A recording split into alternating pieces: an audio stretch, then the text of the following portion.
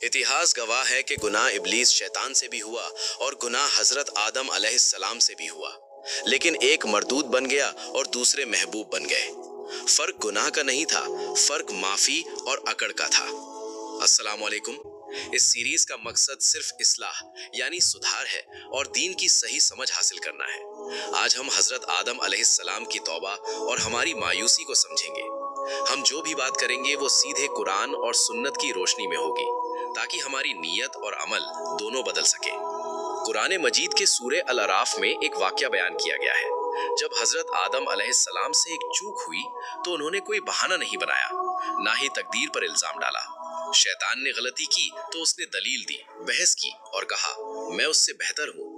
लेकिन हजरत आदम अलैहिस्सलाम और हजरत हव्वा अलैहिस्सलाम ने फौरन अपनी गलती मानी और वो ऐतिहासिक दुआ मांगी, रब्बना ज़लमना अनफुसना व इल्लम तगफिर लना व तरहमना लनकूनन्ना मिनल खासिरीन।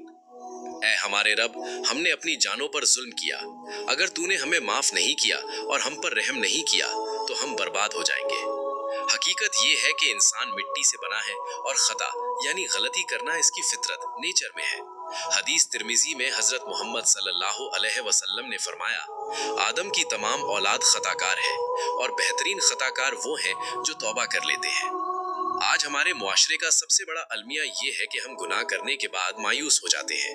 हमें लगता है कि हमारे कपड़े गंदे हैं या हमारा किरदार दागी है, तो अब हम नमाज कैसे पढ़ें, हम अल्लाह के सामने कैसे जाएं? याद रखिए, ये शैतान का सबसे बड़ा धोखा है। वो आपको गुनाह करवाता है, फिर आपको ये कहकर डराता है कि अब तुम्हारी माफी नहीं होगी।